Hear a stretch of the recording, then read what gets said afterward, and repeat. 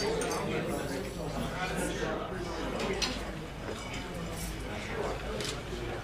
evening, everyone. We're operating without AV, so can you hear me in the back? You can't?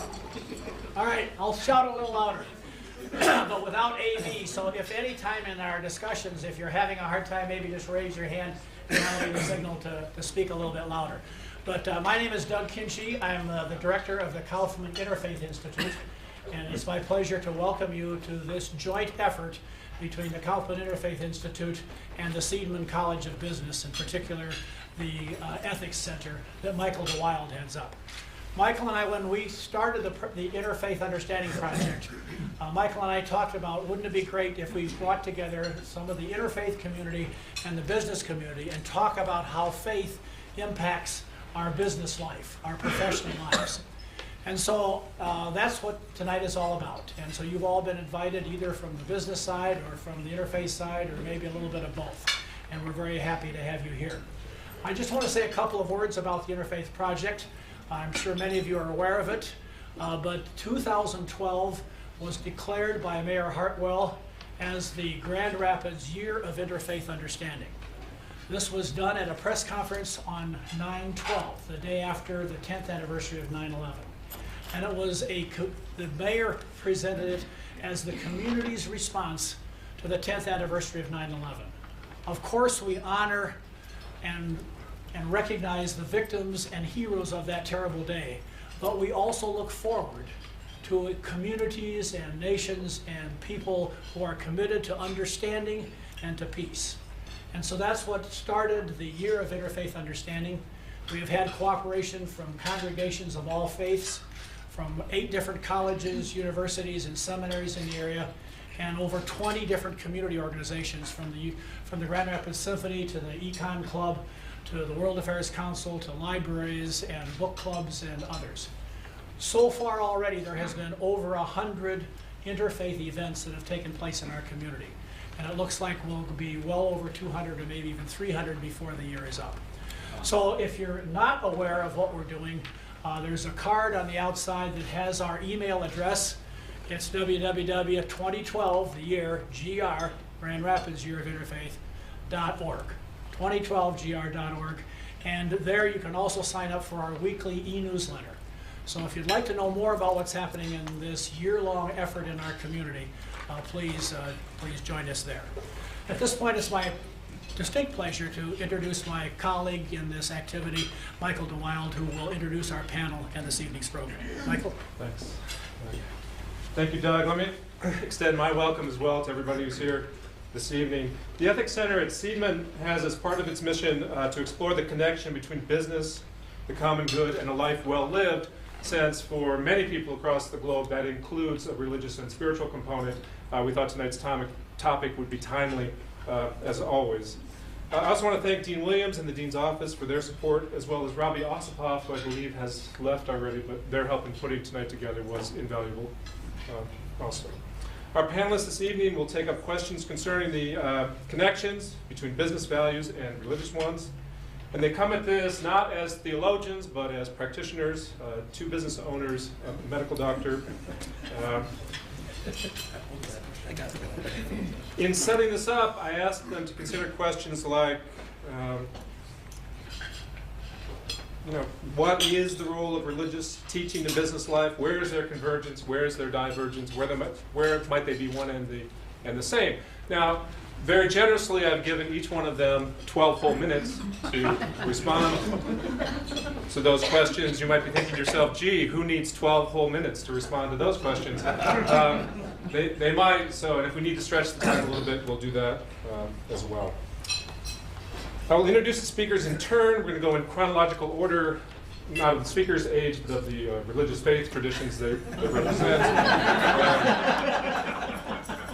And once Dr. Saleh is finished, we'll open the floor to questions, comments, and just the right amount of spirited theological debate.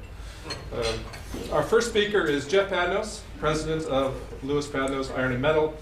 I want to give a special thanks to Jeff for being here tonight. As many of you, I'm sure, are aware, Jeff and Doug lost their father, Stuart, last week. I was privileged to be at the service at Temple Emmanuel. And there heard President Lubbers speak movingly of Stewart's generosity to the arts and to education, especially to this university. And as someone who works here, who has benefited directly from the Padnos family largesse, I also want to extend my thanks and condolences.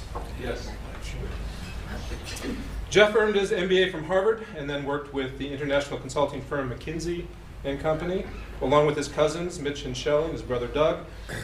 They comprise the third generation of leadership at Padnos. Jeff will be speaking tonight from the Jewish tradition. Thank you.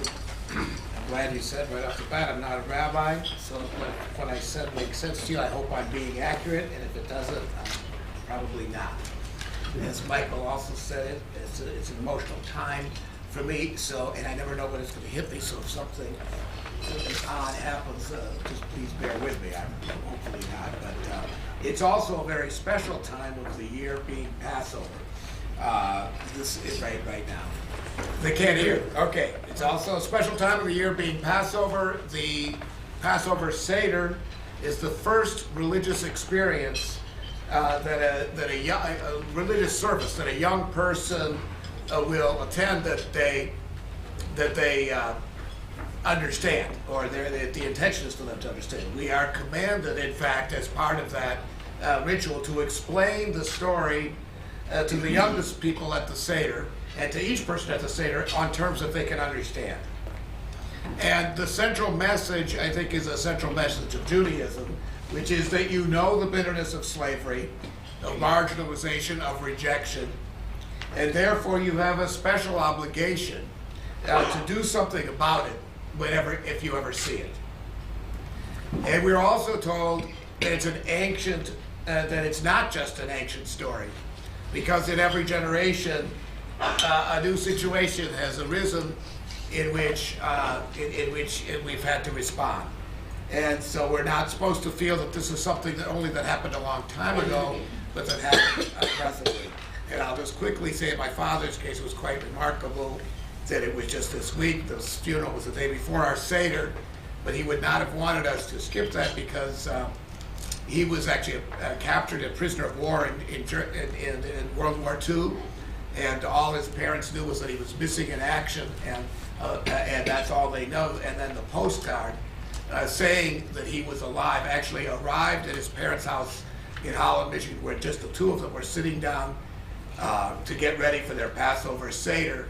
That was when this card arrived. It actually arrived at the post office after the mail had been delivered, and the postmaster saw it being a postcard, of course, that this was not something that was going to wait until tomorrow to be delivered, but so he made a special visit over, and we got that, and they got that. I'm, of course, not there. And so we tell that story every year. I said, if anybody has any doubts about this not just being an ancient story, and I usually couldn't tell that story even when he was sitting right there without getting emotional. And then to have his funeral the day before was kind of just a metaphor. I mean, it really was symbolized it for us.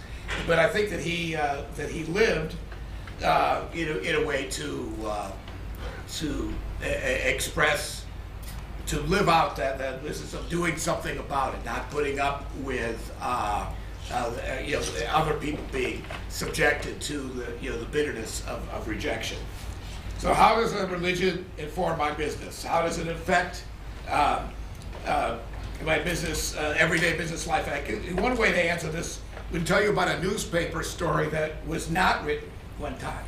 I was asked this same question by a reporter for a local newspaper, and they said, "Can we set up a time and maybe talk about, for me to talk about how does your religion affect your business?" And I said, setting up a time is not easy for me, and as it was not easy to set up a time to get 3 people here tonight, I said, but I'm prepared to talk about it right now. And I said, I don't think I'm going to tell you what you want to hear, because what I supposed that the person wanted to hear, and it was in fact true, was they wanted some arcane, unusual practice that they could write about. Oh, look at this odd thing. I mean, such as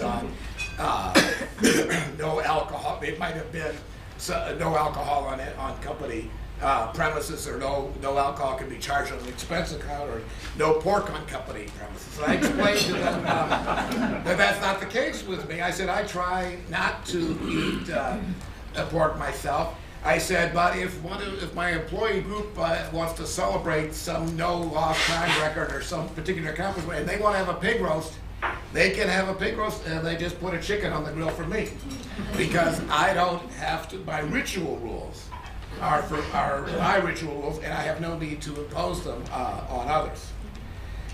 So then I said, but but my religion does affect my business, and I'm going to tell you it's very simple. And I don't think it's going to be anything. You can write a whole newspaper article about it, which is simply that you treat other people the way you would like to be treated. And I said, it's not the way that I am treated, because I still at the time was dealing with General Motors, so it isn't the way I am treated, but the way I would like to be treated. And they did not write the article, but so obviously you recognize it as the golden rule. The Jews attributed to Hillel. He was a Pharisee rabbi who lived at the same time as Jesus. And every Jewish child is told the story of when Hillel, a Pharisee, kind of a man of the people, that was kind of the people's group, and another rabbi who was a Sadducee. They were the strict constructionist types, and more of the elite class. And the two of them were in the marketplace talking, and a skeptic came up to them and said, if you could explain the entire Torah, the first 9 books of Moses, if you could explain the entire Torah while I'm standing here on one foot, I'll convert to your religion. And of course the strict guy said, get out of here. I mean, I don't, that's ridiculous. But Hillel answered, whatever is hateful to you, don't do it to anybody else. All the rest is commentary. Go and study. And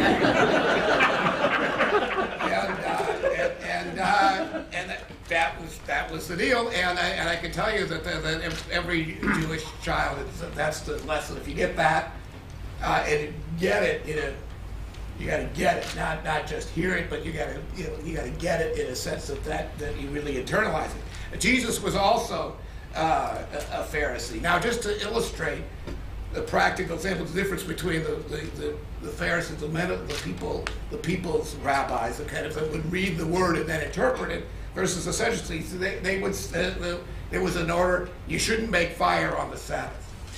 Now the Sadducees actually sat in the dark on the Sabbath night. The Pharisees are the people that introduced the idea of lighting the Sabbath candles just at sundown, and it was light through the Sabbath, and so in terms of, and that was 2,000 years ago, and today the Jews that are still around are the descendants of those people, the Sadducees, these guys that were complete, that didn't last. But the Pharisees were the source of the oral law, interpreting the written so that it could continue to evolve and apply. So, as a side note, I might mention, when you talk about Sabbath, that Christians actually observed the Sabbath on Saturday until 325 or so, when Constantine converted and made Christianity the official religion of the Roman Empire. The Romans previously worshipped a sun god, and Constantine ordered that from henceforth the courts would be closed, all government business would be closed on Sunday, and it was still a good trade. But I mean, it was just, so there was just that similarity that has continued. In terms of ethical practice today, I personally feel I could easily wear a WWJD bracelet and act accordingly. I mean, I say that with complete respect, and I believe that if everyone did that, the world would be a better place. If everybody truly did that and thought about what that meant. I also believe that my Jewish education prepares me to have a legitimate opinion about what Jesus would have done, since he was a Jew all his life. I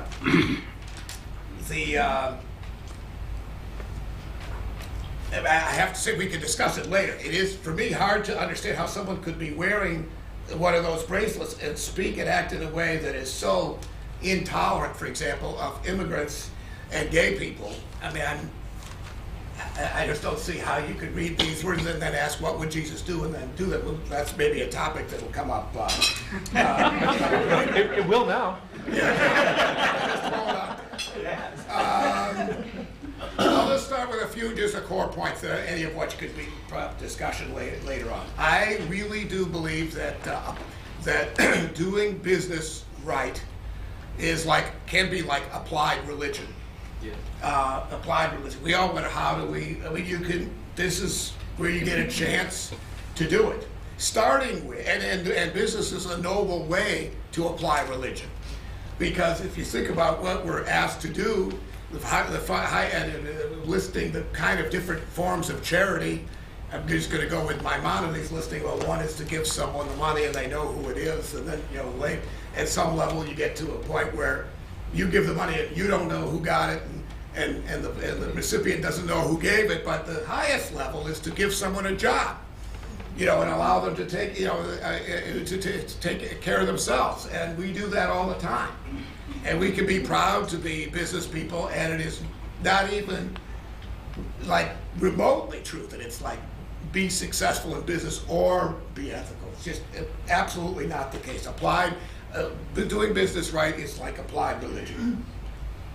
A second point, there's often a debate with my Christian friends that will debate within themselves of the primacy of faith versus works. I always astounded when I amaze your friends when I think it was James will say faith without works is dead. They say, the New Testament's a major book of Western civilization. It's not that long, In fact, it's actually one of the shortest ones you could read.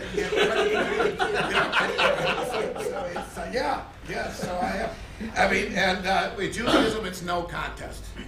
Works wins. And that's just the way it is. As far as an afterlife, Jewish, especially Reformed Jewish belief is that we still live on in the hearts of those who cherish the memory. And of course, memories are made by what we do on earth. And now to quote someone who was half Jewish, Bob Marley, you think it's a well-known song, and now you see what life is worth, you better look for yours on earth, and now you see the light, stand up for your rights. I mean, he was emphasizing this world, and that's the emphasis. It's what you do in this world, and it's just works wins. It's extremely rational. There's logic. There's if then. They go and actually, interestingly enough, Jesus would apply that same kind of rabbinic logic. If he said, "Consider the lilies of the field." And I can't remember all the other ones, but it's if it works this way in this mild manner, just imagine how much more so. So I mean that's a very defined form of rabbinic logic that say if it's this way for this small case, just imagine how much more so it would be in the other. So you got logic, parables, analogies. It's a very great way to learn. Now, in the business world, we actually quote the Bible surprisingly often. I mean, in the Passover story in particular, we say there's a line where it says, "Alas, a new king arose in Egypt, who knew not Joseph," who didn't remember what he had done. We've had many a case where he said, "And they got a new purchasing agent who didn't remember all the things that we did." And I mean, it's true. I mean, we did all these great things, and this guy only wants to know what have you done for me lately. He didn't realize, I told you about the 7 years, and you had to store it up. Didn't you? And another practical application is with term limits. I mean, with term limits, you think you got the legislature, it's okay, leave us alone, and here's why. And, there's a bunch of new ones now, and they got to start all over again. And I mean, so it happens all the time. And it sounds funny, but we actually quote. We don't quote it like, I mean, it's illustrative and just say so. Don't feel so bad for yourself because it's not like it's a new thing. You're not the first one to have to deal with a recurring theme. Don't put a stumbling block before the blind. Very good advice. I mean, lock your car. Okay. So, in a case of metal theft, try to make something. Put a cover over it, keep it inside, do something about it. But I mean, that's there. rules of keeping kosher and other rules of separation. Eat, when you eat, when you don't eat, the work, when you don't work, what you wear. There's actually rules about you shouldn't wear clothing from wool and linen mixed. I mean, and the interesting thing is about some of those rules is written in a way that you can't, there's no explanation except God said.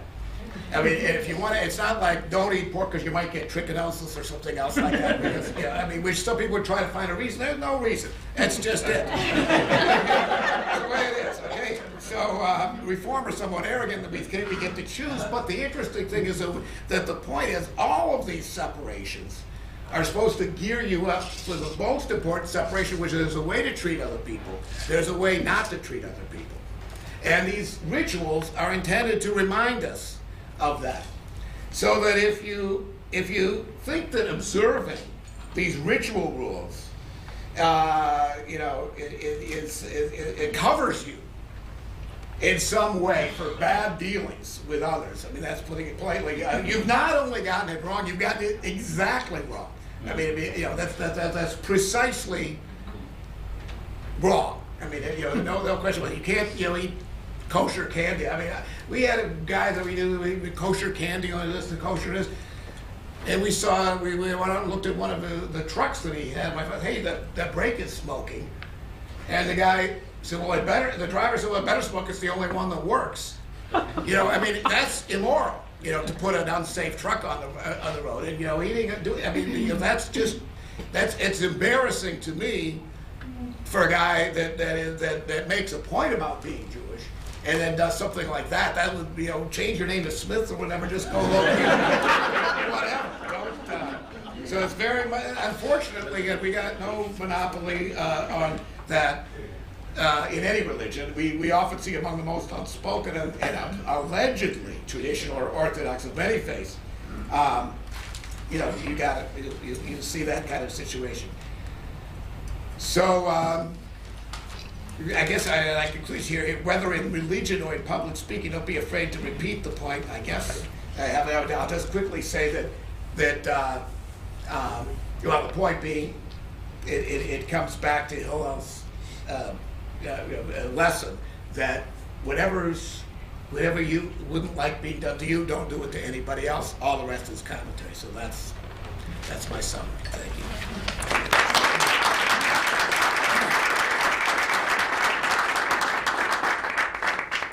Thank you, Jeff.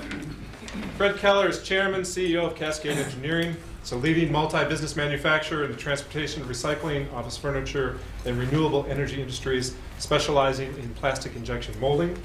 Fred's a material science engineer by training, founded the company in 1973. Today, Cascade Engineering is comprised of 14 strategic business units, one of the largest certified B or benefit corporations in the world.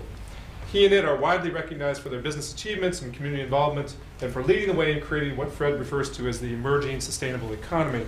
And I'll just add personally that Fred is also leading the way, in pushing me to develop new courses for the MBA program here that focus on giving our students real-time opportunities to work with and learn from area businesses. His zealousness about this is inspiring, and one might even say religious. Thank you, Michael. Can you hear okay in the back? Yeah. All right. This is a daunting task in lots of ways. I mean, just to think about all of the Christian religions to begin with, and to be sitting here trying to represents the wrong word. I'm not trying to. I'm going to talk about me and its influence on me. But it is interesting to think about the breadth and width of Christianity. It's wonderful to be sitting between these two representatives of other religions, and to be able to think about how this can all work together, how this is something that doesn't need to be divisive, but often is.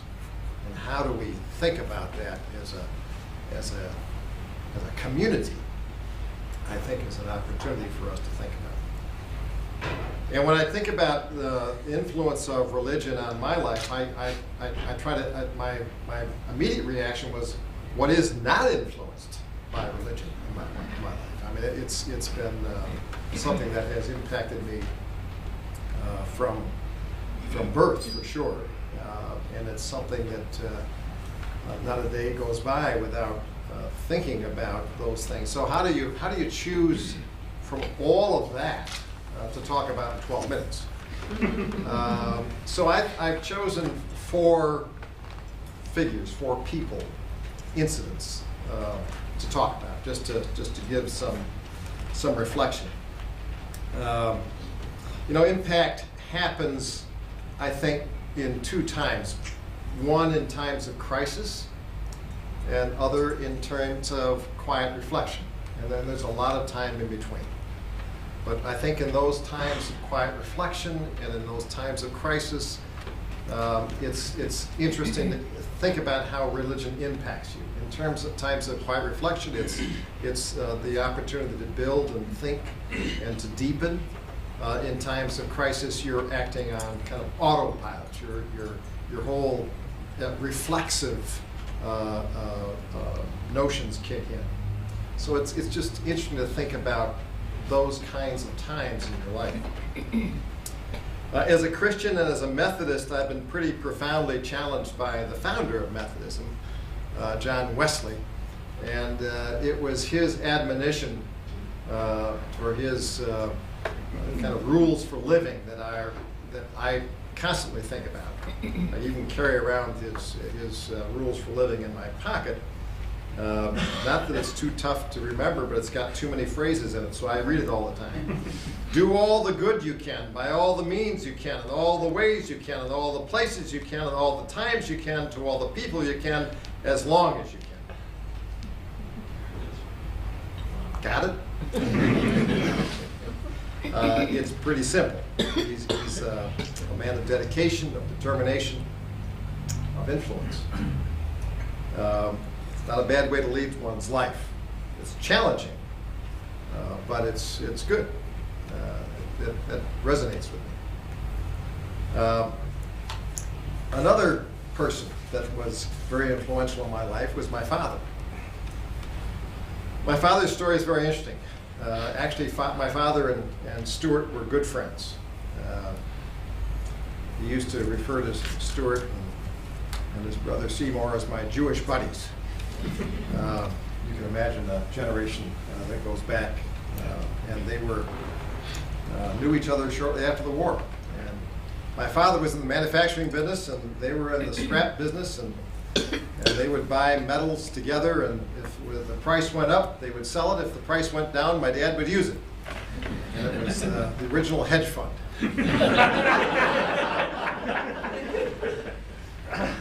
But my father, we're not sure. I think he had maybe a 10th grade education. He was a little rough around the edges, apparently, as a youth, and found himself out of the street doing some things. He was always working, always made a living. But he, at one point, met a fellow named Ralph, who was very instrumental in his life. Ralph got him to, with a couple of the other his friends, to go to church. And they decided that, at one time, he decided to go to Fort Wayne Bible College. And he went there for I don't know how long exactly, but then ended up going up north to the UP to a little town called Cedarville. Literally pried the shutters off of a couple of shuttered churches up there in the boom bust area of Cedarville. And to keep body and soul together, cut ice in the Straits of Mackinac or the Grand Hotel, and was able to have those churches reopened. But it was when he had to bury his good friend in the very first funeral service he'd ever been in. He conducted it.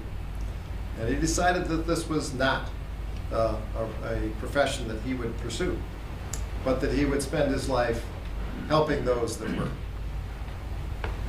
My father taught me to lead by example, to not let others define you. Let your actions define you. Live my life as an example, don't preach about it. That was a pretty strong message from my father, and we also had an interesting dialogue around the lesson in Mark, verse 10, verse 25. It's easier for a camel to go through the eye of a needle than for a rich man to get into heaven. My father was a self-made man. He was determined to be able to have some rationale for that particular verse. But he explained that the eye of the needle, now this is his story, and I'm not sure exactly, maybe it's something we can have, this is a point of discussion, but the eye of the needle is the eye is the, as he explained it, was the opening in the wall of the town, and that for a camel to go through the eye of the needle, they had to get down on their knees and literally work their way through that opening in a very painful and difficult way, but it was not impossible to do.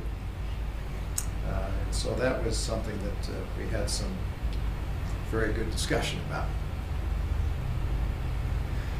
Let me shift to a third person that was very important to me, was my wife Donna.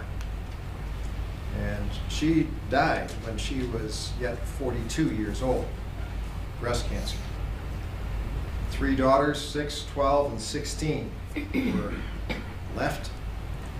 And it was a very important time in my life, a time that caused me to reflect, a time that where your religion and what your reflexes are doing are more important than what you're trying to learn at that point in time.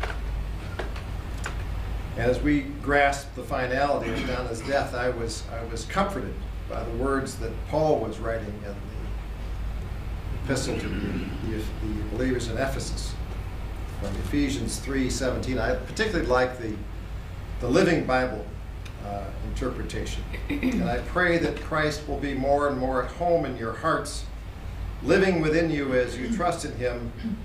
May your roots go down deep into the soul of God's marvelous love. And may you be able to feel and understand, as all God's children should, how long, how wide, how deep, and how high his love really is. And to experience this love for yourselves, though it is so great that you will never see the end of it, or fully know or understand it. And so at last you will be filled up with God himself.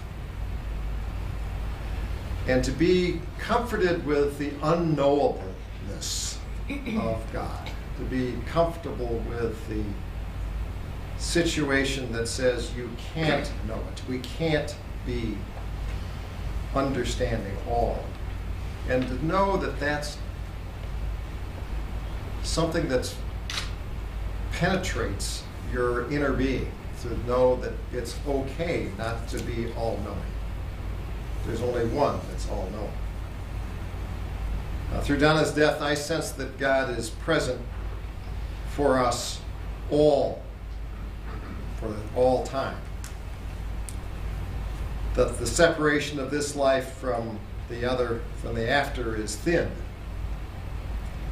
And we have an opportunity that is not measurable, not known, not knowable. We must live our life with purpose and with urgency. Now let me shift to the fourth person. I'm on the fourth or the third? Fourth. Fourth person. A guy named Joe Matthews, preacher. Ecumenical Institute in Chicago, times probably 1970s. He was preaching at Bayview, where we had a cottage in that period of time. I remember Joe particularly because he was a magnificent speaker, had a booming voice. And he was a believer that said that we really ought to rip, and he would just describe this in very vivid terms. We ought to rip the back off the Bible because it's still being written. The concept was that we still have a lot to write about. We still have a lot of living to do that can be documented. But there was one particular phrase that he used which stuck with me, and I just want to share this with you. So I have to kind of prepare you for this. Booming voice. From the moment you are belched forth into this world from your mother's womb, you are hurtling towards your death.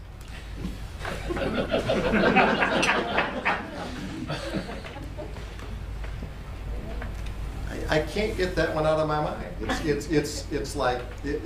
It's so true. We are in fact on a collision course with our death sometime. We don't know when, we don't know how, we don't know when, but it's important that we have urgency in our life, that we think about the opportunity we have. And we have an opportunity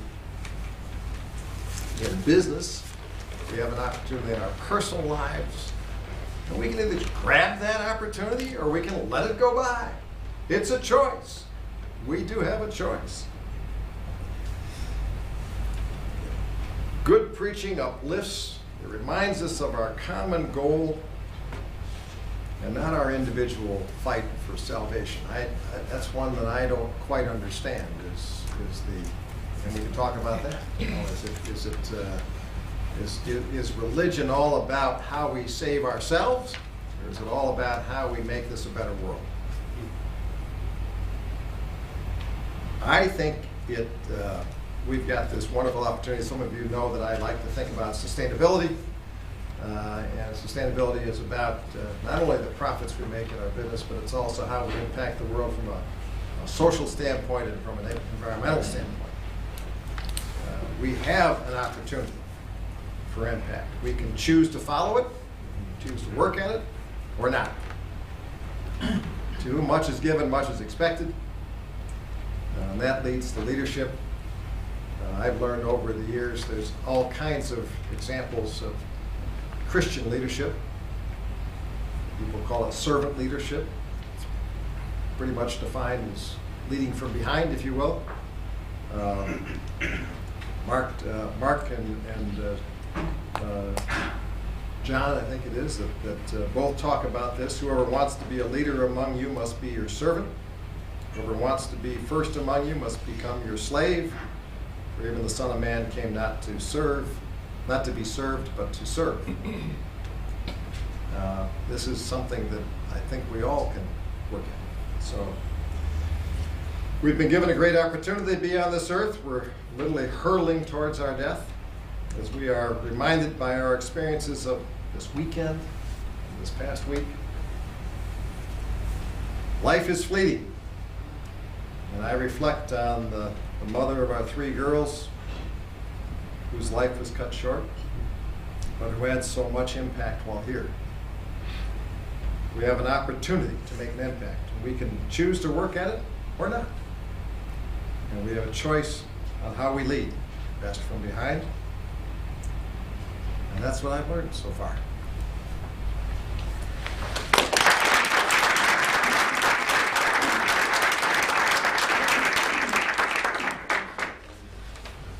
Thank you, Fred. Dr. Mohammad Saleh graciously agreed to be part of this panel at a somewhat later date. Looking forward to your remarks. He's an American physician of Syrian origin, receiving his MD from the University of Damascus in 1992. He moved to West Michigan in 1993. He's been working with Advantage Health Physician Network since 1996. He'll be speaking from an Islamic perspective, and it's important to mention also that he is chairman of the board of the Islamic Mosque and Religious Institute on East Paris.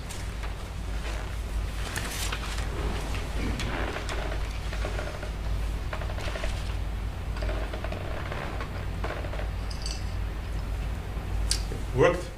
I should thank you for coming here, and I should also thank my son Abraham for doing all the slides for me last night. So he's my IT person.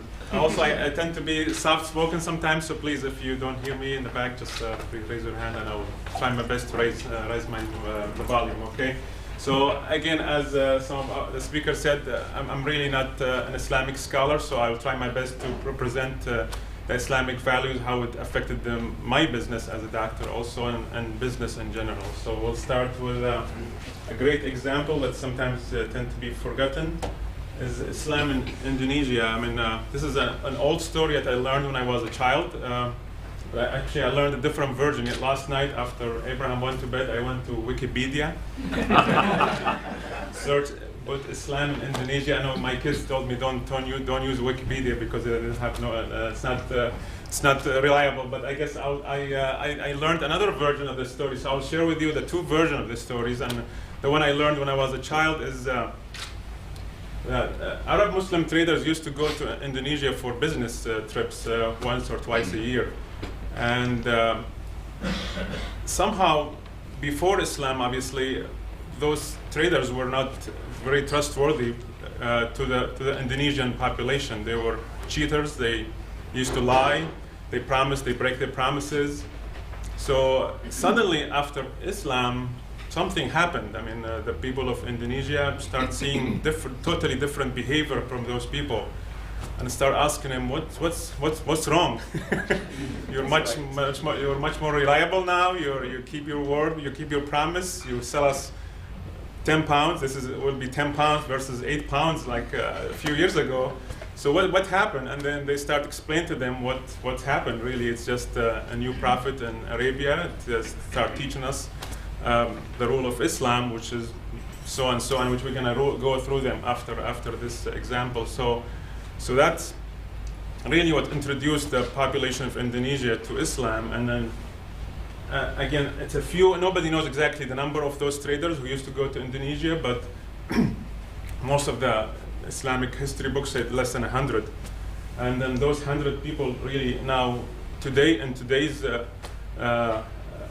count, it's produced 202 million Muslim in Indonesia today. So this goes back to those less than 100 traders who really their behavior transformed 100% before Islam to after Islam. Now, the Wikipedia story is a little bit different, but they said very similar to the second part, which is basically the Muslim traders start going to Indonesia in the 8th century, which is 1,300 years ago, and the population of Indonesia saw a very trustworthy, reliable, nice people to deal with, and then they asked them, what's your religion? And then they said Islam, and then that's what introduced Islam to Indonesia. So, I mean, regardless which story you take or you believe, I mean, this is in front of our eyes today. We have 202 million Muslims in Indonesia because of few Muslim traders who really represented Islam the right way. So,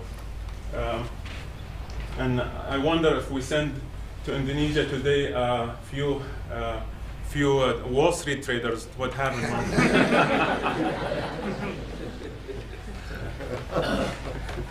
So I took some. I read the teachings of a few of the examples from the teaching of Prophet Muhammad, peace be upon him. Also, some of the examples from teaching of the Quran, which is the two major source of legislation in Islam, is the Quran, the holy book, and the teaching of Prophet Muhammad. So I just took a few quotes and I will explain it. The first one is, your religion is reflected by your dealings with others. I think that's what actually transformed the behavior of those traders, which I just spoke about. Really, is your dealing with others is when people start saying, well, he's a good person. What's your religion? What do you believe in? Or what happened? So that also I see it in my practice as a physician when I deal with my patients. I mean, my patients don't see me when I go to the mosque in the evening, or don't see me when I give charity to people. So they see me when they deal with me every morning at work. So really,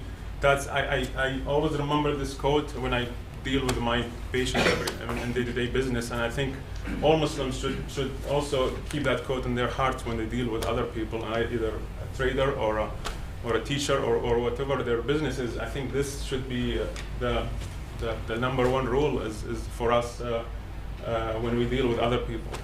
And then the second quote I took from the teaching of Prophet Muhammad, peace be upon him, is Allah, God would love that his worshippers excel in their jobs. So don't be an average person. Try to be excellent person in your job. Excellent physician, excellent teacher, excellent student. To my kids, I always teach them that. So try not to be an average person. Try to be an excellent person in your job. So that's one of the teaching of Prophet Muhammad. And then the third one, give your employee their wages even before their sweat dries. So really, this is a symbolic thing. But this is how a business owner should deal with his employees. So should respect their effort, their time, and then the value to the company. And then actually, I see that the system here is more Islamic than the system in Syria. In Syria, we used to get our salary at the end of the month, so once a month. Now here, it's every 2 weeks. So actually, the American system is more Islamic compared to the Syrian system. And then the last one is also Prophet Muhammad taught us what's perfection. What's the definition of being a perfect person? Is it like when you reach your $1 million in your bank account, or when you get your degree from a famous university? Actually, his definition of perfection was totally different. Is to worship Allah, God, as if you see Him. And if you cannot achieve this state of devotion, then you must consider He is looking at you. And I also really keep this in my heart every day in my business. I mean, when I deal with people, I say, okay, my God is watching me every moment I do anything. So can you imagine? I mean, your God is watching you, and I mean, how can anybody do anything wrong when you believe this deep in your heart that God is watching you every moment? So be careful when you do anything wrong. So, and then we'll shift to the teachings of the Quran. I took also a few quotes from the Holy Book. Allah has raised the heaven high, and Allah has set up the balance, so that you may not transgress in the balance. Establish the weight with justice, and do not give less in measurement. So Allah really, this is a great value in our business, is try to be just, try to give their people their rights. When they pay you something, when they pay you for £10, give them £10, not like the Muslim traders before and after Islam, where they used to give £8 instead of £10. So really, I think the Muslim traders, when they went to Indonesia after Islam, I'm sure that they kept this deep inside their heart, because you have to be trustworthy. And God really almost compared the creation of the heaven and also to be just in the balance. So really, He gave us how important to be just in your business. And He almost, I mean, he compared the creation of heaven to being just in your business. And then the second one, which I also like to include, is woe to those who give less in measure and weight, defraud. Those who, when they receive by measure from people, demand full measure, but when they give by measure or give by weight to others, they give less than due. I think this is the behavior of the Muslim traders before Islam, and that God is really warning us very hardly about it. You have to be really just when you deal with others. You have to be fair to them and just to them. And then just going back to the business in Islam, how Islam affected the business owners after Islam. I mean, there is a lot of not a lot, but there is quite few restrictions in Islam. Like, for example, we were not supposed to deal with any alcohol as far as buying, selling, drinking, of course. No tobacco, no gambling, no loans with interest, no dealing with things that you don't know, you don't own. Of course, Wall Street will not like that last one. So there's quite few restrictions, but at the same time, Islam didn't just put the restriction, but also gave the solutions. And the solution, I picked the fourth one, no loan with interest. I mean, it will be difficult in this society or in the Western society overall to believe a life with no interest. But I give a great example is the mosque I attend in East Paris. The whole project cost us about $2 million, and it's a zero interest. We own the whole thing. I mean, we basically what we did, we raised the fund as we go. We needed the walls, we raised the fund for the walls. We needed the ceiling, we raised the fund for the ceiling. We needed the interior, we raised the fund. So really, the project took us about 10 years from start to finish, but we own the whole thing. We have nothing, no bank will own anything in our project. So we were very proud of that. So the solution for no loans with interest is the shared risk. That's the Islamic system for no interest loans. So basically, if I'm entrepreneur, I would like to start a new business, I don't have enough money, I have a friend or a cousin who does have the money, then he will give me the loan, but with a shared risk. So basically, if I will make money, then we'll share the profit. We lose money, then we'll share the loss also. And that's exactly what the Islamic banks also in some of the Muslim countries, that their practice is called the murabaha, which basically exactly the same. So they buy the house with you, and they share the risk with you. So if the prices goes down, like what happened here the last 3 years, then the bank will lose some money. Not like here, when the bank really don't care about you. If the house lost 100,000 of its value, then it's your responsibility. That's not true in the Islamic system. It's a shared risk. So the bank will share some risk with you when they buy the house for you. And then the last thing about how business in Islam, Islam always also taught us how to balance between this life and the hereafter, or the life after Judgment Day. We do believe deeply in Islam that this life is transitional life to our final destination, which is heaven, hopefully, because that's what our original place before Adam and Eve made the mistake. And then that God moved them to earth. So we believe that this is a transitional life, and then eventually we'll go to our destination, which is hopefully heaven. So God also in Quran, this is two quotes from the Quran. Really, reading those two quotes show us the balance between this life and the hereafter. So He told us to work for the heaven, but at the same time, don't forget your share from life. So I'll read it for you. All you believe when the call is proclaimed for the prayer on Friday. That's our congregational prayer, which is equal the Saturday for the Jewish and then Sunday for the Christians. So when the call is proclaimed for the prayer on Friday, then hasten to the remembrance of Allah and leave off business. This is better for you if you but know. I mean, a business owner probably will not understand this, right? How it's better for me. I'm losing money by closing my business, going to Friday prayer. But God really promised us that this time that you're going to close your business is God promising us to. He's going to make it up for you. Don't worry. Just close your business, go to Friday prayer, and come back. Those customers will be waiting for you. Don't worry about it.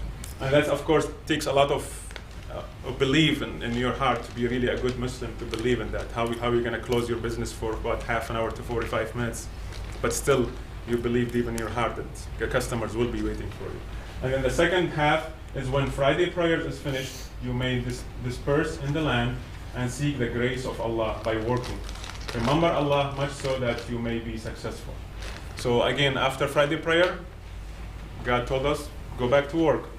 That's one of the duty here in this life, is to work hard. So again, Allah or God didn't really forget us here in life. I mean, you should work for your final destination, but at the same time, don't forget to be working here in this life. So this is I like this quote because again show the balance between how to work for your destination, to be in heaven, but at the same time don't forget the life we live in. So that's the end of my presentation. Hopefully you learned something about Islam by those. Hopefully I didn't exceed my 12 minutes.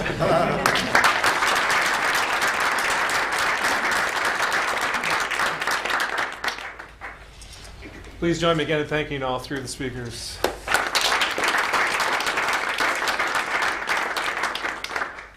We do have time for questions, thoughts, comments, something you'd like to address to any one of the speakers? Please. Just so you know, I may repeat your question just for the purposes of the audio. Oh. Okay, sure. I have a question for Dr. Saleh. How are employers around here about letting Muslims off for Friday prayers for an hour or so? Are they pretty good about that, or do people have trouble with that? It's a great question. I think it's probably more the fault of Muslims because they're afraid to approach their employer. Okay, can I have the Friday between 1:30 and 2:30 off? Because they are scared that, well, it's going to be inconvenient for the business. For example, I give a great example of when I joined Advantage Health. I mean, I explained to them at the beginning when I signed the contract that Friday afternoon is, and we do get one Friday afternoon. Can you believe it? A physician will take one half day off a week, and I did request Friday for a religious reason, and it's totally respected for the last 16 years. And even the nurses and the employee in my office will protect me so much when somebody calls Friday between 1 and 2:30. They know that, okay, Dr. Saleh is not available. He will get back to you at 2:30, and so really, I think it's more our fault more than the employer fault that we don't approach the employer at the beginning. We don't explain to them how important it is to be there. And I know a lot of people made arrangement with their employers where they get their lunch hour on Friday between 1:30 and 2:30 versus like 12 to 1. And I think, in the most part, is widely respected. I mean. In the Islamic Center also, we had like a pre-printed letters to explain to employers how important it is to be off that hour between 1:30 and 2:30 on Friday. So I think I'll say probably 95% of us at the Islamic Mosque at East Paris 3, we don't have any issues with the employer in West Michigan, we were very grateful for that.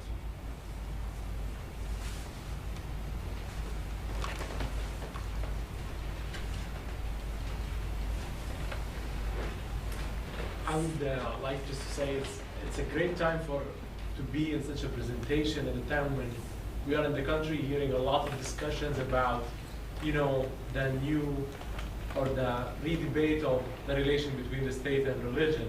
And you hear that about a lot of the news and how that relates to our economy and what we are going through.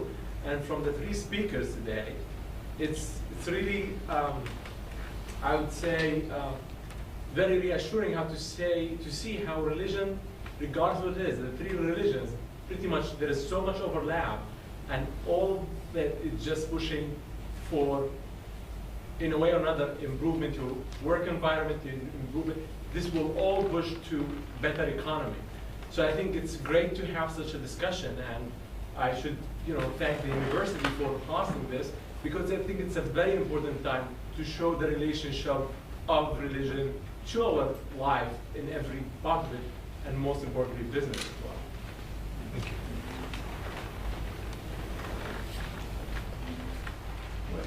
When I hear thoughtful people talk about the various faith traditions, I'm always struck by how much they agree. Why do we focus so much, why do some people focus so much on the areas where we may not have complete alignment in today's world? Well, I think that you've got human nature is competitive, and people trying to get ahead will seize whatever is handy. And religion, I think, from very early on, has been abused and seized for personal ambition. As communism claimed to be anti-religion, and so people seized that to get their personal advantage. I mean, it wasn't like everybody was equal there. So, I mean, I still remember, in a joking way, when I went to high school, we had the East unit and the West unit, and people would say East is least and West is best. I mean, you just whatever it is you're doing, people just form teams, and it's just been abused. I mean, I've even got debates with at least one of my own children who will point to the negatives done in the name of religion, but that's just clearly an abuse. I mean, it isn't what was intended. But, I mean, that's the most obvious. And politically, people will seize anything for political gain, and they'll do that as well. But I mean, I remember when Benazir Bhutto was here, and she said, "Those hijackers hijacked my religion."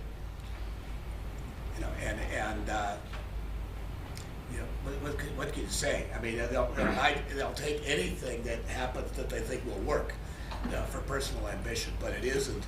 I think it is up to the senior members or all the members of a religion to make a distinction. This person does not speak for me or for us, and just the opposite. And you do sometimes see that, but and I think that's important to draw those distinctions for everybody else. That's just one response.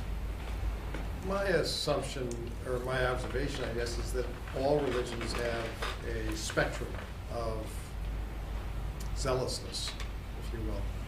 And we hear from the loudest, usually are on the edges, the fringes. And I think that my solution to that is that we need to form a new way of thinking about this and have radical moderates. I don't know how do we come up with radical moderates? I mean, we need to be raising our voices. Noisy ones. Passionate moderates. Passionate moderate. I totally agree. I mean, I think that I always blame, which I'm one of them, is the silent majority of Muslims, that they really don't speak up and defend their religion compared to the 1% that show up on CNN every night when they do something bad. I mean, I think most of it is just the silent majority need to speak up, like Fred said, and just try to start a dialogue with other religion and try to find the commonality like we did tonight.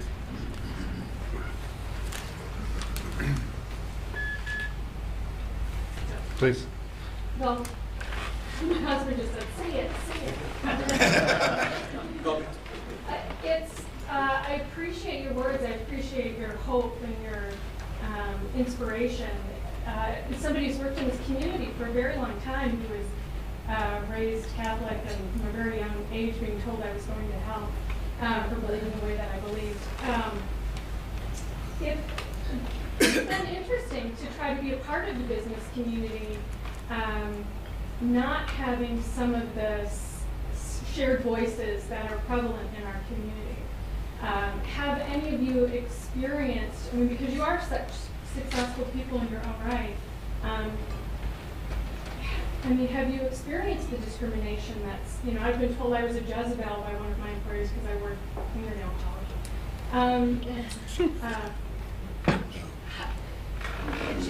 And I could probably share maybe a half a dozen more very interesting stories about people who've made decisions about me in this community, not recognizing my own. I mean, I'm probably more conservative in some of my thought than half the people I know, but I don't express that through my religion. So how do I move through this community? I just think that there's so many layers to what we are. This is just scratching the surface of what has to be flaming moderates or whatever you want to call us. Anyway, it's more of a comment, I guess, from the question, but I just think it's prevalent in our community. I'd love to hear your thoughts on that. Well, in some cases, I do say I've challenged the.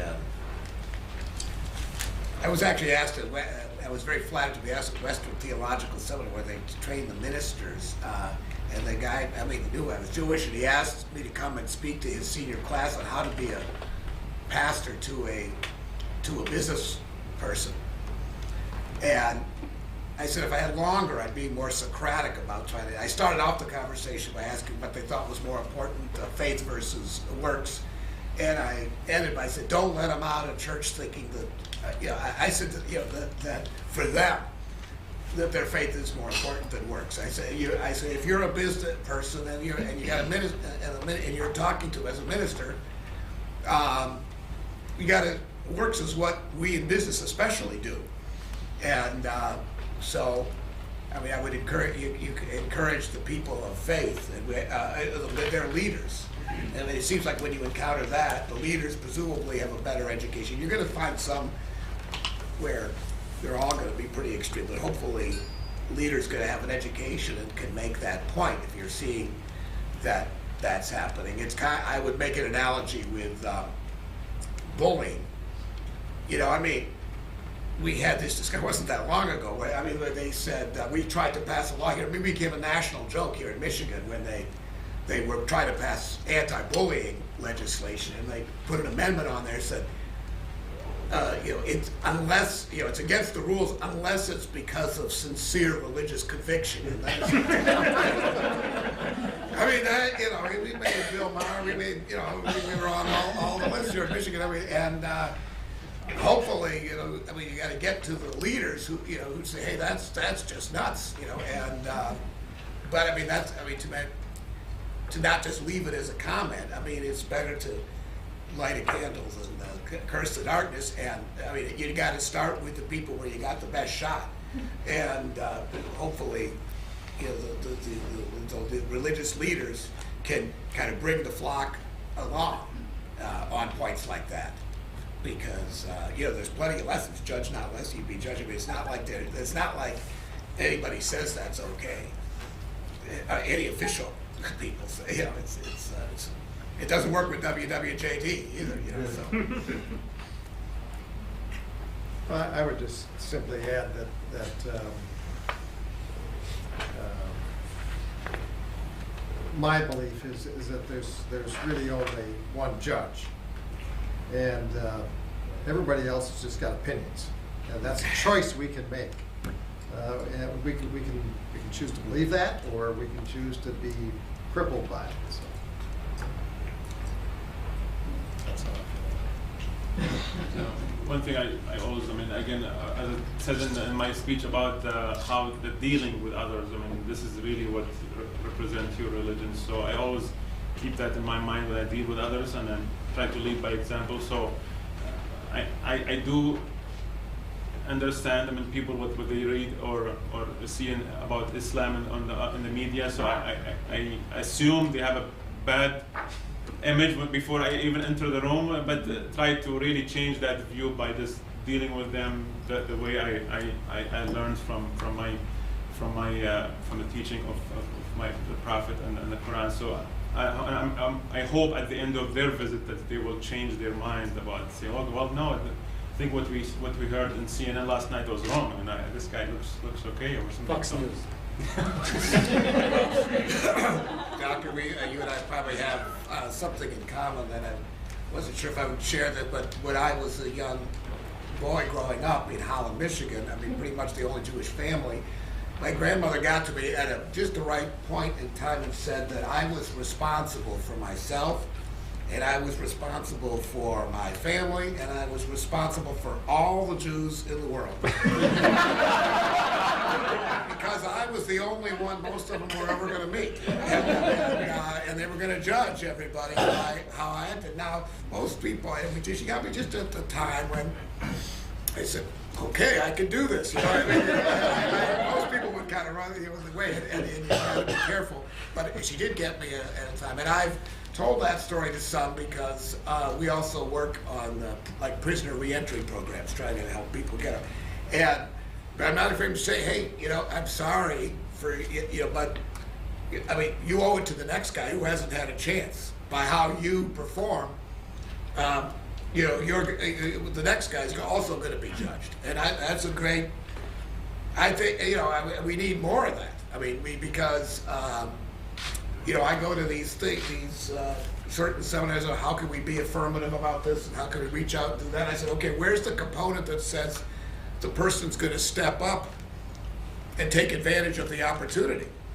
There's got to be that component. I've been getting political. It's pretty. I grew up Republican. It's been pretty difficult lately, but but on the other hand, we got to have some people. We've got to have some personal responsibility of everybody for everybody involved, and we could go too far. We can go too far in either direction, I guess. But anyway, I was just struck in answer to that, and just seeing your comment up there when you said by your personal example. That was kind of drummed in, and we would have had the same experience of being one of a few that anybody would met and thereby judged. And that can be difficult, but it's not the end of the world to be thinking about that kind of a stand. If everybody felt that way, I think it's like, you know, that would also work as well as wearing the bracelet, you know, very well. You know, Please. John? Oh, thanks. We've seen a lot of responses of the religious community responding to ethical lapses within the business community. We see a lot of commentary around that. Does the business community have any sort of collateral responsibilities to call out ethical lapses within the religious community? Well, I mean, I've you know, I do it with people if I know them well enough. I mean, I'll just say, how do you let some of these people out of church? I mean, with what they're doing. I mean, what's going on? I mean, you know, what I alluded to before, I just do not see. Show me the words that, you know, where do you get this from, some of this stuff, from this hateful stuff that's been going on, you know, from the social values crowd lately. I mean, it's unbelievable to me.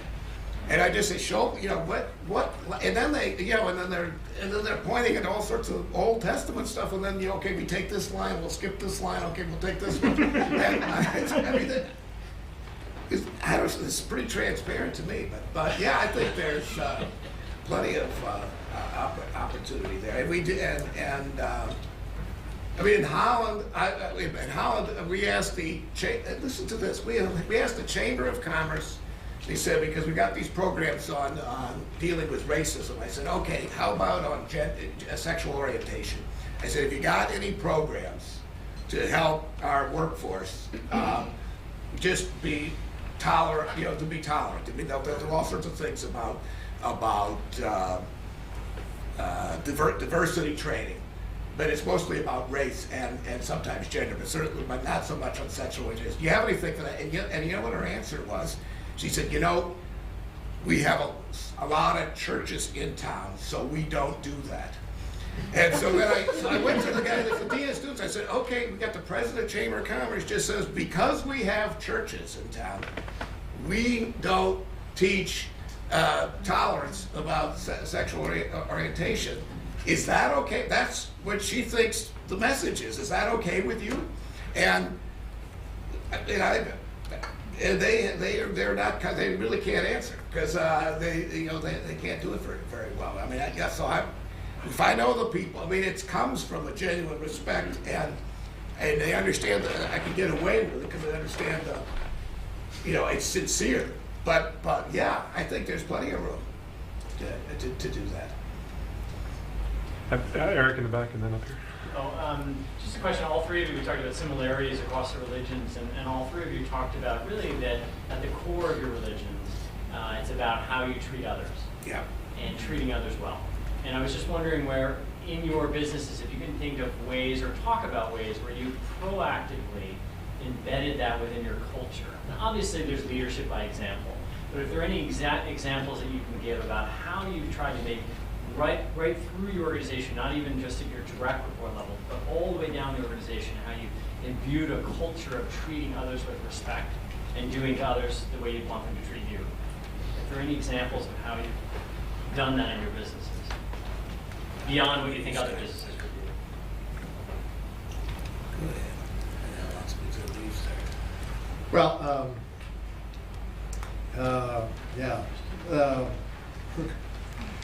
We've done a lot of talk in our organization about what our purpose is as an organization, and we've determined that our purpose is to make a positive impact on the world for, social impact and environmental impact, and also be able to make some money. So the purpose is fairly clear that we are to make a positive impact. So it starts with that. Maybe the clearest example of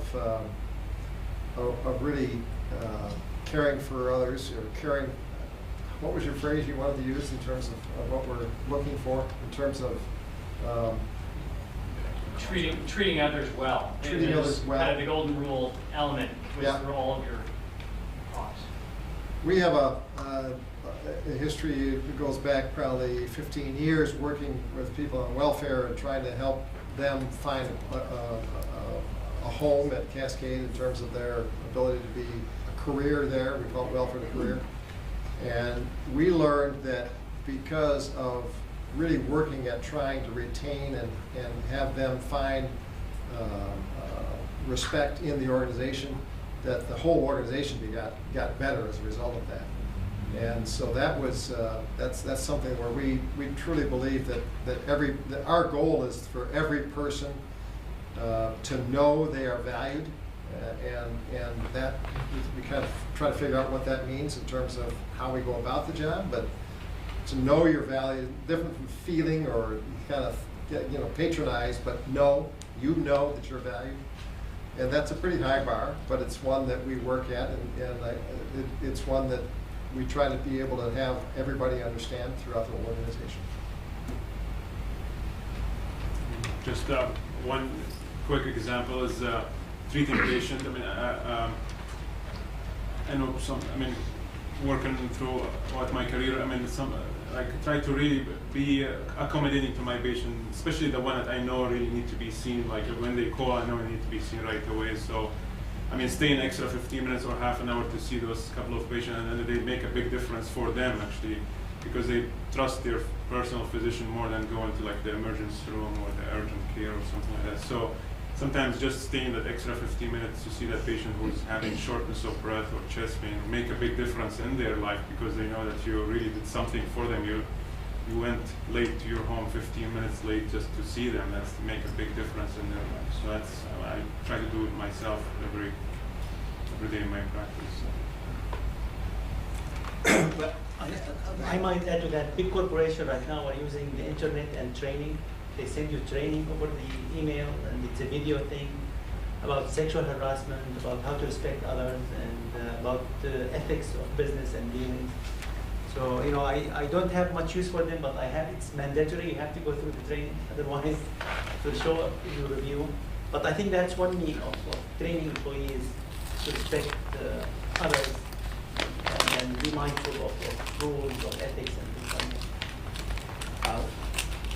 My grandfather came here with nothing, maybe 50 cents, and I got everything, and so I'm a real believer in the free enterprise system. But it's been abused lately to some extent. But our value statement says that our company aspires to be a living example of how the free enterprise system can work for all participants. And to have that and to show how that gets applied, but then how it has extra benefit that you might not have expected. Just one example, we have a profit sharing plan that's pretty, and a 401k with that. We have a first-time homeowners program. We have an employee scholarship program, and when the state of Michigan, we stuck with ours, that we'll pay anybody that's worked for us for 3 years, we'll pay 75% of whatever they charge at Grand Valley. And that's going up quite a bit, not their fault, because of the state. But I can stand in front of our employees. If you got a parent that works here, money will not be the reason why you don't go to get to college. But more recently, we've been working with this prisoner reentry thing. This is for people that have been, that are coming, having been in jail. And you don't even have to be a nice guy. All you got to be is someone who doesn't want to pay more taxes. It doesn't make sense to have these people just go back to jail. It makes sense. It's just a logical thing. And if you can reach out and actually help them, actually, and if it works, it's not going to be just an average employee. In the right case, they're going to be a better than average employee. So it's not, you're going to get something good out of it. But then we start to think, to make this work, what are all the steps we need to do to try to give that? This is a tough task to make, to make this transition. We started to think about all the things that we could start doing, and then we said, shouldn't we really be doing most of these things with any new employee? Maybe not. So we came to it kind of backwards. We had to do it maybe in an extreme sense, but yeah, we should do all of that kind of stuff to help any employee, or just to help a temporary worker become a full-time. So, those are a bunch of very specific examples, and when it worked, well, here's another thing, with an example of mutual benefit. When we do this prisoner reentry thing, there's an organization in Holland called 70 times 7, which is derived from a New Testament line about how often are we supposed to forgive these people? Lord, 7, and Jesus answers 70 times 7.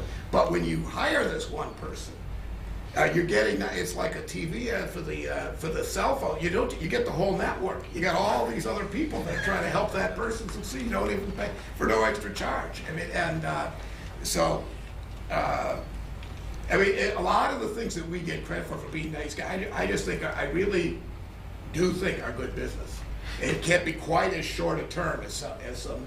You got to have a little bit longer term orientation, but it isn't like you have to wait until the afterlife to get everybody. You know, it's more. It's sooner than that. I was interested to see the panel's opinion from the different religious beliefs on the issue of social justice, on the issue of where does individual responsibility ends and societal responsibility starts. Big government, small government type thing. Is that, my personal reading in the religious, like there's more socialist traits in them than like a totally free enterprise type thing. How does your religious beliefs teach you about those issues? Well, I'll give you what I mean. I'm not sure if it's the religious information, but it's kind of interesting. I've always said that if you think about the phrase "from each according to his abilities, to each according to his needs," it sounded like it could have been like an extra paragraph in the Sermon on the Mount. But in fact it was Karl Marx. So very, very, very, very different. Very different, but and the problem with the extreme, and I think that a really idealistic, socialistic thing is probably a religious ideal in many cases. The problem we've seen, and because because in Israel certainly we had early on the kibbutzes, which were very communal, but we've just seen it's just incompatible with human nature as it is. I mean, it doesn't work. So there's a limit. I mean, the limit is far short of communism as we've seen. It just is not sustainable.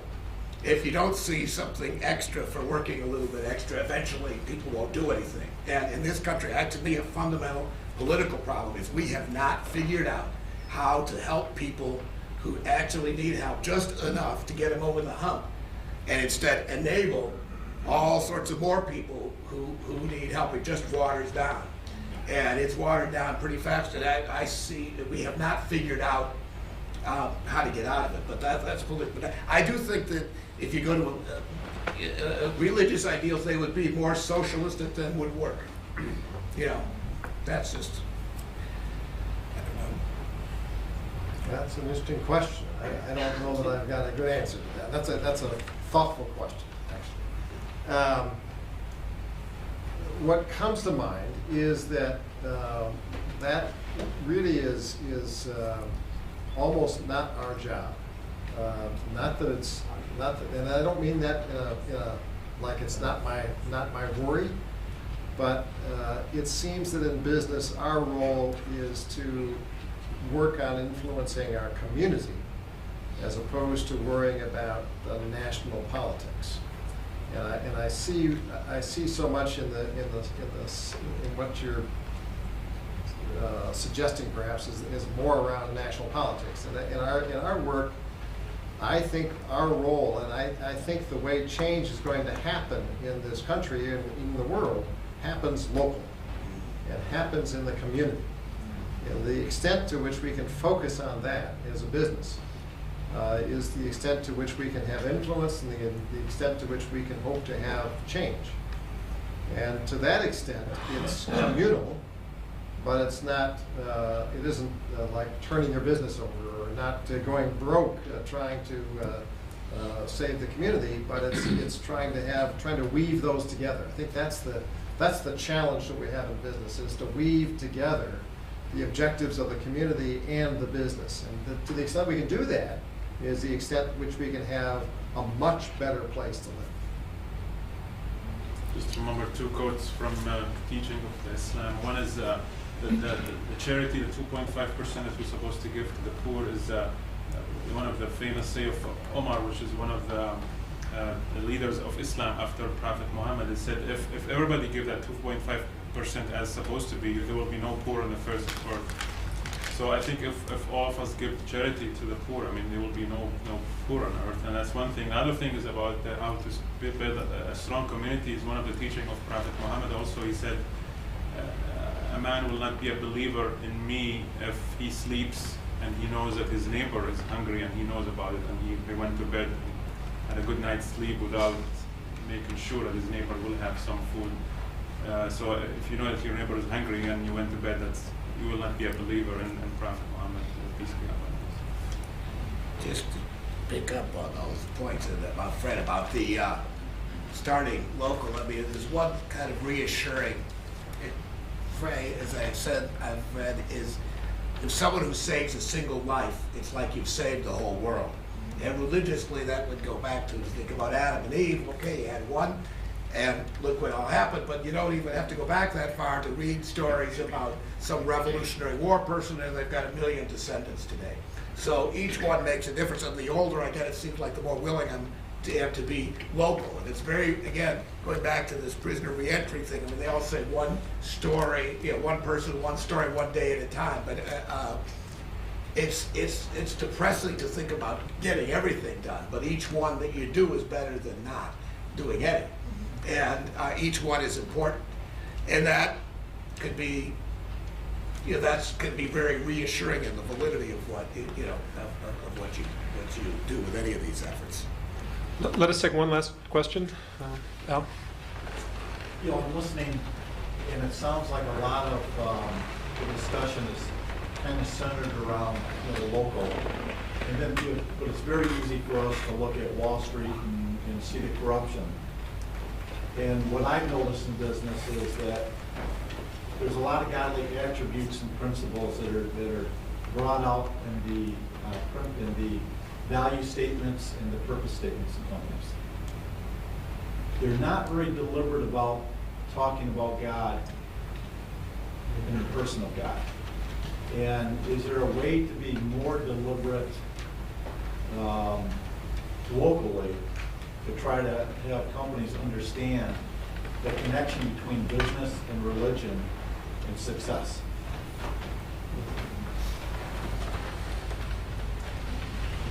My personal choice on that is to try to live my life, my business life, as an example and be representative as opposed to professing.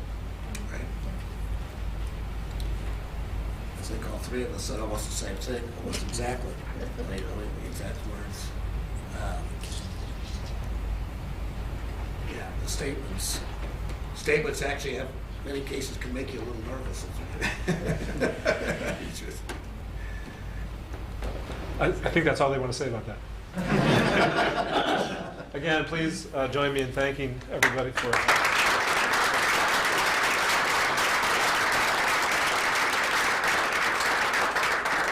and thank all of you for coming as well. Good night.